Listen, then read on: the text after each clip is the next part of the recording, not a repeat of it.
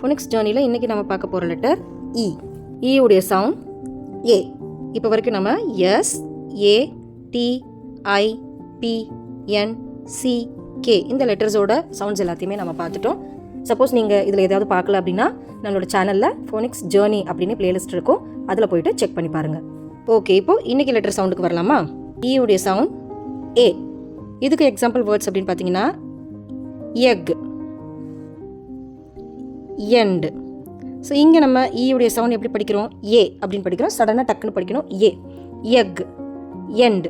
சரி, இப்போ வரைக்கும் நம்ம பார்த்த லெட்டர் சவுண்ட்ஸ் எல்லாத்தையும் வச்சு நம்ம வேர்ட்ஸ் மேக் பண்ணலாமா?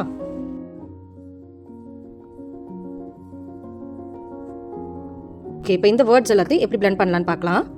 ப, ஏ, ப, ஏ, பே, பென், ஏ, ஸ், ட், ஏ, நே, ஸ், நெஸ், ட், நெஸ்ட். ப, ஏ, ஸ், ட், ப, ஏ, பே, ஸ், பெஸ், ட், பெஸ்ட், ஏ, க். என்னடா இது வரைக்கும் டாட்டாக போட்டுட்டு வந்துட்டு இங்கே மட்டும் புதுசாக டேஷ் போடுறேன் அப்படின்னு தானே பார்க்குறீங்க. இப்போ நமக்கு தெரியும் லெட்டர் சிக்கு வந்து க், லெட்டர் கேக்கும் வந்து க், ரெண்டு லெட்டருக்குமே சேம் சவுண்ட் அப்படின்னு தெரியும்.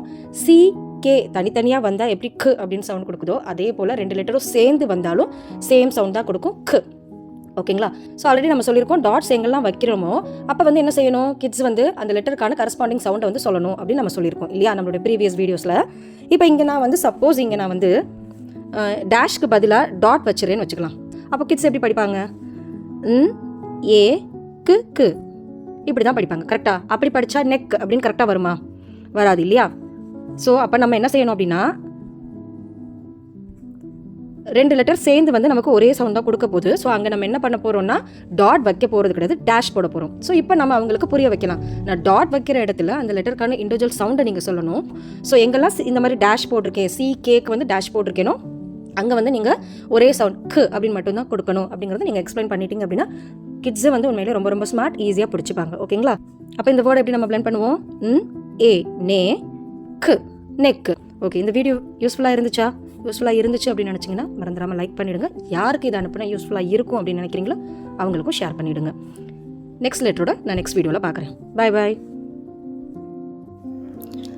கிரேட் 1லேருந்து 5 வரைக்கும் இருக்கிற கிட்ஸுக்கு ஃபோனிக்ஸ் ஆன்லைன் கிளாஸ்க்கான அட்மிஷன்ஸ் ஓப்பனில் இருக்குது.